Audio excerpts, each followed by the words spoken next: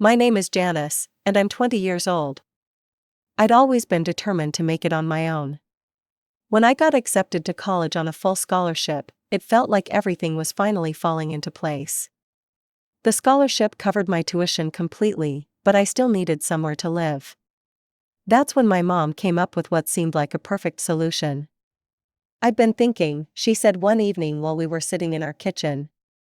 "You know that apartment I got from your grandmother 4 years ago? Why don't you rent it? I'll give you a good rate, much lower than what you'd pay anywhere else in that area." I did some research, and she wasn't lying. The rent she was asking was almost half of what similar apartments were going for. It seemed like a no-brainer, even though I knew I'd need to get a job to cover it. "You'll need to sign a proper lease agreement," Mom insisted, pulling out papers she'd already prepared. I always do things by the book.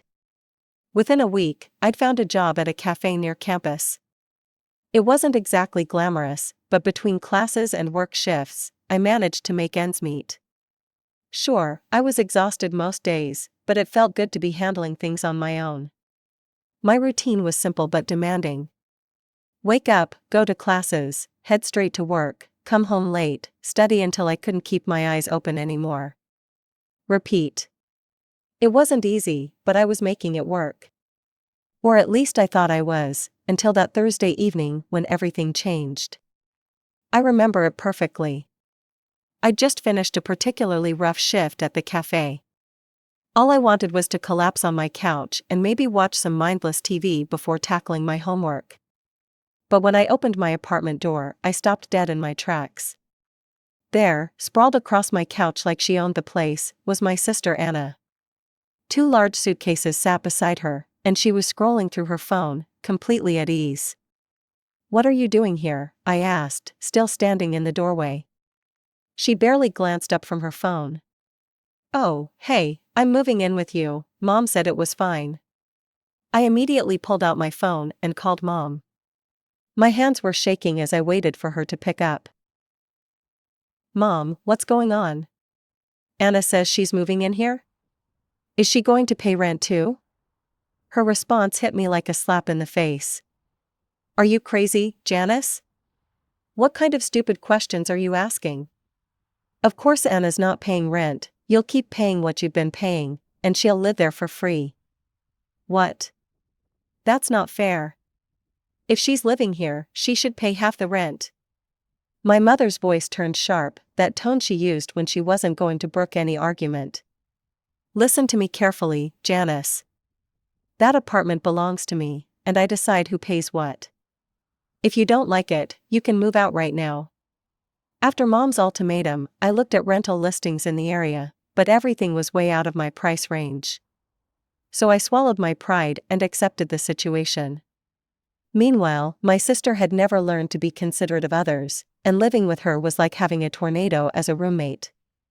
Every morning, I'd wake up to find lights blazing in empty rooms, the kitchen, the living room, even the hallway. She'd leave them on all night, every night. "Anna, could you please remember to turn off the lights when you leave a room?" I asked one morning, trying to keep my voice level. "The electricity bill." "Oh, stop being so uptight," she cut me off, not even looking up from her phone. "It's not that big a deal." But the lights were just the beginning. The real nightmare was her bathroom habits. Anna would lock herself in there for hours, literally hours, taking endless baths while chatting with her friends on the phone. The sound of running water became the soundtrack to my anxiety. One evening, while preparing for an exam, I could hear her splashing and laughing through the bathroom door. The water had been running for over 2 hours. "Hey Anna," I called out, knocking on the door. "You've been in there forever. Do you realize how much water you're wasting?" Her voice came back muffled but irritatingly cheerful. "Chill out, sis, I'm having a spa day. Mom says I can do what I want." I retreated to my room, trying to focus on my textbooks while calculating the probable cost of these spa days in my head. When the water finally stopped running, 3 hours had passed. The day the utility bill arrived, I nearly fainted. The amount was double what I usually paid, double. I stood in the kitchen, staring at the numbers, wondering how I was going to manage this on top of my other expenses. That evening, I confronted Anna. She was sprawled on the couch, feet up on the coffee table, watching videos on her phone at full volume. "We need to talk about the utility bills," I said, holding up the paper. "They've doubled since you moved in. You need to be more conscious about the water and electricity usage, or what?" She finally looked up, a smirk playing on her lips. "Or you'll need to find somewhere else to live." That got her attention. She sat up straight, her eyes narrowing. "Excuse me? Mom specifically said I can do whatever I want here. You're supposed to serve me, remember?" That's what Mom said. Something snapped inside me. All the frustration, all the unfairness of the situation, everything I'd been holding back, it all came bursting out. "Pack your things," I said, my voice eerily calm. "Get out now." "This isn't your apartment," she screeched, jumping to her feet. "I'm the one paying for it, and I say you're leaving. Now." For a moment, we stood there in a standoff. Then Anna started throwing her things into her suitcases, cursing under her breath the whole time. She slammed drawers, knocked things over, and made as much noise as possible while packing. Finally, she dragged her suitcases to the door, turned to me one last time, and spat out, "You're going to regret this." Then she stormed out, slamming the door so hard the windows rattled. I had barely caught my breath when my phone started ringing. Mom's name flashed on the screen. I knew this was coming, but my hand still shook as I answered. "What do you think you're doing?" Her voice was so loud I had to hold the phone away from my ear. "Who do you think you are to kick your sister out?" "Mom, she's been..." "Shut up, you had no right," she was practically screeching now. "Pack your things and get out. You hear me? Either you get out, or I'm doubling your rent. Your choice." The fury that had been building inside me for weeks finally boiled over. "You know what?" I shot back, my voice trembling with anger. "I'd rather pay 5 times as much somewhere else than spend another minute dealing with this crazy situation." Before she could respond, I hung up. I stormed into my bedroom and yanked my suitcase from under the bed. I started throwing clothes into it, not even bothering to fold them. Tears of anger blurred my vision as I moved around the apartment, gathering my things. When I got to the bookcase, I began pulling out my textbooks. They were heavy and awkward, and my angry movements made them slip in my hands. Frustrated, I slammed the bookcase door shut with all my might. That's when it happened. Several thick books I hadn't noticed on top of the bookcase came crashing down, hitting me square on the head. "Just perfect," I rubbed my head, glaring at the fallen books. That's when I noticed something flutter to the ground, a piece of paper that had fallen out of one of them. I bent down to pick it up, thinking it was probably just an old receipt or a forgotten bookmark. But as I unfolded it, my heart stopped. It was a legal document, clearly photocopied but still perfectly legible. At the top, in bold letters, it read "Last Will and Testament."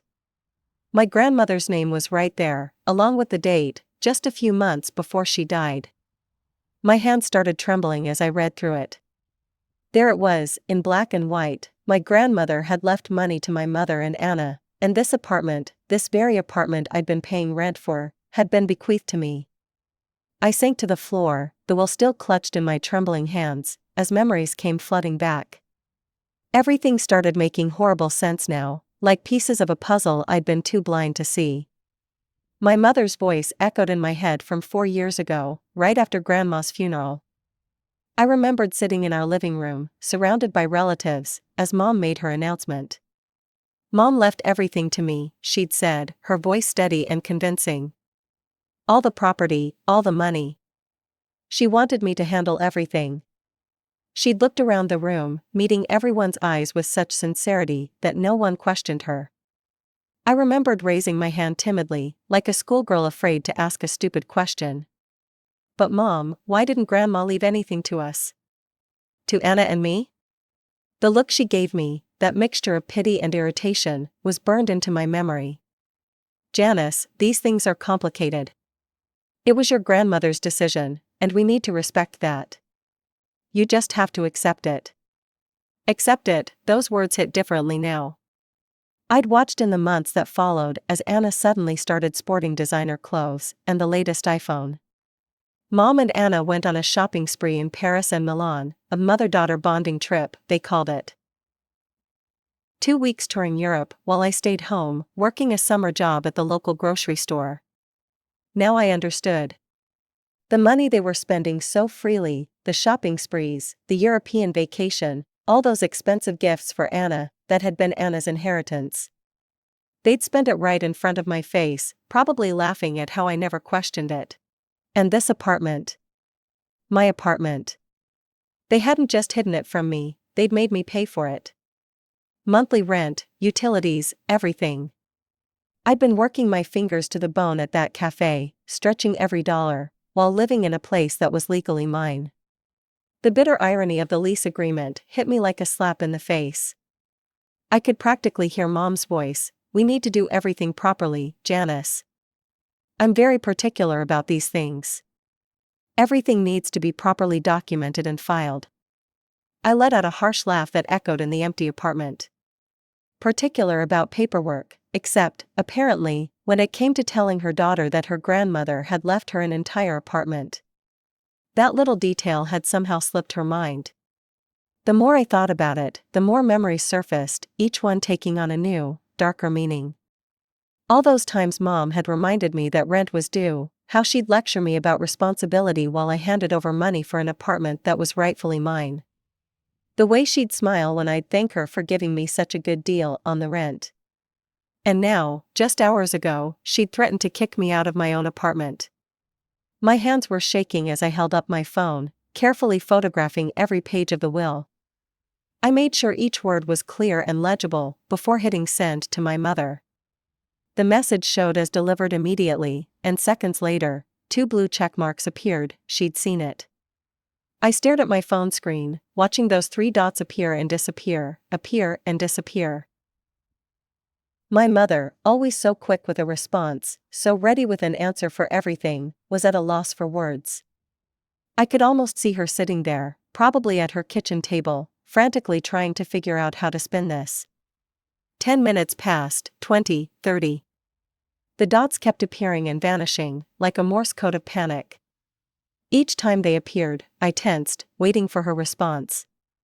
Each time they disappeared, I felt a grim satisfaction. Let her squirm.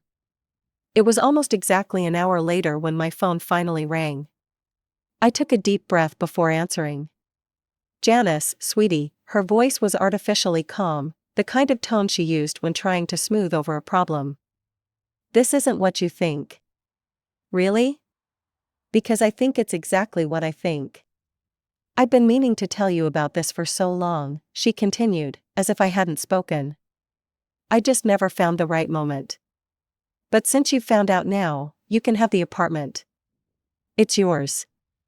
Let's just forget about this whole unpleasant business and start fresh." I let out a harsh laugh. "Start fresh? You want me to just forget everything? Forget that you hid Grandma's will from me? Forget that you tried to kick me out of my own apartment just hours ago? Forget that I've been paying you rent for almost 2 years for an apartment that actually belongs to me? Janice, please." "No, Mom, I want every penny back. Every single rent payment I've made to you, I want it all back." There was a moment of silence on the other end of the line. When she spoke again, her voice had lost its sweetness. "You wouldn't dare." "Wouldn't I? After everything we've done for you? You'd sue your own mother?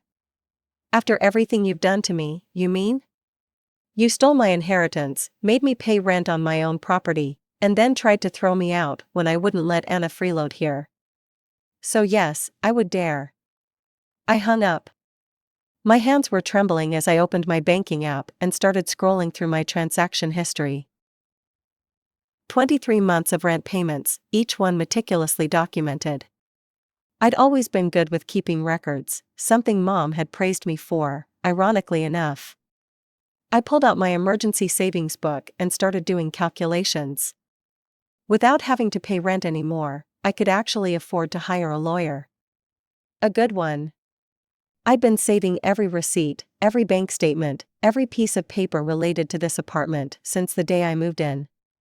The law office was quiet and professional, with dark wooden furniture and walls lined with legal books. I sat across from Ms. Roberts, watching as she reviewed the documents I'd brought, the will, my rental agreements, bank statements showing all my payments, everything I could find. "This is quite straightforward," she said, looking up from the papers. Her expression was a mixture of sympathy and professional interest. "Your grandmother clearly left you this apartment in her will. Your mother had no legal right to collect rent from you or anyone else." I leaned forward. "So what can I do?" "You're entitled to compensation," she said, pulling out a legal pad. "Not just for the 23 months you've been paying rent, but also for the 2 years before that when your mother was renting it to other tenants." We spent the next hour going through calculations. Ms. Roberts was methodical, breaking down everything month by month. "The regular rent payments you made, plus the rent your mother collected from previous tenants," she wrote numbers, adding columns. "Taking into account the market rates at the time." More calculations followed. When she finally pushed the paper toward me, I had to blink twice at the number. $58,740, she said. "We'll round it to 60,000 for simplicity." I felt slightly dizzy. "That much?" She nodded, then added, "We could also pursue interest charges. Your parents have essentially been using an interest-free loan of your money for nearly 4 years. We could calculate standard interest rates." "No," I interrupted, "just the rent money." "That's enough." After finalizing the paperwork, I called my mother from the law office parking lot. My voice was steadier than I expected. "Mom, we need to talk. Can you come to the apartment tomorrow? Bring the property documents." There was a long pause before she agreed. The next morning, I heard her key in the lock. She came in looking nervous, clutching a manila envelope. "I brought the ownership papers," she said, trying to smile. "Everything's here to transfer the apartment to your name. I've already had them prepared." She spread the documents on the kitchen table, the same table where she'd made me sign that rental agreement so many months ago. The irony wasn't lost on me. "Janice, honey," she said softly, pushing the papers toward me. "I know I made a terrible mistake. I'm asking for your forgiveness. Please don't be angry with me. We can put this behind us and—" I cut her off by sliding another document across the table, the demand letter my lawyer had prepared. "You have 2 weeks to pay back the $60,000 you took from me." The moment my mother finished reading the demand letter, all pretense of remorse vanished. She leaped up from her chair with such force it crashed to the floor, and then the screaming began. "You ungrateful little witch," she shrieked. "How dare you do this to your own mother?" The sound echoed off the walls so violently that I swear I saw bits of plaster dust drift down from the ceiling. The neighbors must have thought someone was being murdered. I forced myself to stay calm. "You can scream all you want, Mom. It doesn't change anything. Either you pay what you owe me, or I'll file a lawsuit. Think about it: fraud charges, legal fees, your reputation in the community. Your choice." She stormed out of the apartment, slamming the door so hard that pictures rattled on the walls. I could hear her stomping down the hallway, still screaming. I thought that would be the end of it for the day. I was wrong. The calls started coming within the hour. First, it was my father. "How could you do this to us?" he demanded. "After everything we've done for you? You're an ungrateful, unscrupulous child." I let out a bitter laugh. "Ungrateful? Unscrupulous? That's rich coming from parents who tricked their own daughter into paying rent for an apartment she owned. Where was your conscience when you were cashing my rent checks every month?" He spluttered something about family loyalty, but I hung up. Next came Anna. "You're going to ruin everything," she wailed. "If Mom and Dad have to pay you all that money, they won't be able to pay for my college. Is that what you want? To destroy my future? Your future isn't my problem, Anna. Maybe you could try what I did, get a job, work hard, save money. Novel concept, I know. The calls kept coming. Mom would alternate between screaming and crying. Dad would lecture about family duty and respect. Anna would guilt trip and manipulate. They took turns, tag teaming me from morning till night. Sometimes they'd call from different phones when I blocked their numbers. After a week of this, my father called with a different tone. "We need more time," he said, his voice heavy. "Can you give us a month instead of 2 weeks?" I considered it. The lawyer had advised me that a month was still reasonable. Fine, 1 month, not a day more. The next 4 weeks were quiet, suspiciously quiet. No more calls, no more guilt trips, no more screaming. I almost started to worry they were planning something, but exactly 1 month after my mother's meltdown in my kitchen, I checked my bank account. There it was, $60,000, transferred in full. It's been 3 months since the money appeared in my account. My Aunt Carol called me last week. She's always been the family gossip, but for once, I was grateful for her need to share information. "Your parents had to take out a bank loan to pay you back," she told me, her voice a mixture of concern and fascination. "They're really struggling with the payments now." I sat on my couch, my grandmother's couch, listening as she continued. "Anna's not in college anymore, they can't afford the tuition." She paused, probably waiting for me to show some sign of guilt or remorse. "She's just sitting at home, complaining about how you ruined her life." I thought about Anna, who had never worked a day in her life, who had always expected everything to be handed to her. "Maybe it's time she learned to stand on her own feet," I said. That's when a memory hit me, so clear it felt like watching a movie. The day of the will reading, I'd been getting ready to go with Mom to the notary's office. I'd put on my best black dress, trying to look mature and responsible. Then Mom came into my room, looking worried. "Anna's sick," she'd said, "she's running a fever. You need to stay home with her." I remember feeling disappointed but accepting it as just another sacrifice for my sister. Now I understand, Anna probably wasn't sick at all. It was just another manipulation, another lie in a long string of deceptions. The question that keeps me up at night isn't why my mother stole my inheritance. I understand greed. What I can't figure out is how she got away with it so easily. I asked Aunt Carol about the notary, and she didn't know much, but her theory makes sense. The notary probably just took my mother's word that she would share the will with the family. Maybe Mom even brought a stack of documents, making it look like she was taking everything home to show us. The worst part is how many little moments now feel tainted. Every time Mom praised me for being responsible with money, was she laughing inside? When she insisted on that formal lease agreement, was she proud of her cleverness? Did she and Dad discuss their deception over dinner? Did they congratulate themselves on their perfect plan? I still live in Grandma's apartment, my apartment. The place feels different now that I'm not paying rent on something I already owned. I've started saving the money that used to go to Mom every month. Sometimes I look at my bank account and smile, thinking about how different things are now. The cafe where I work offered me a promotion to assistant manager last week. Some people might think I don't need the job anymore, now that I'm not paying rent. But I've learned the value of being independent, of having my own money that nobody can take from me. My phone still lights up sometimes with their names: Mom, Dad, Anna. I blocked their numbers, but they keep trying from new ones. I delete their voicemails without listening. What could they possibly say? "Sorry we stole your inheritance?" "Sorry we made you pay rent on your own property?" "Sorry we only got caught because some books fell on your head?" Most days, I'm okay. I go to classes, work my shifts at the cafe, study in the evening.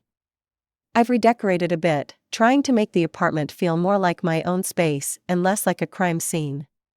But sometimes, usually late at night, the anger comes back.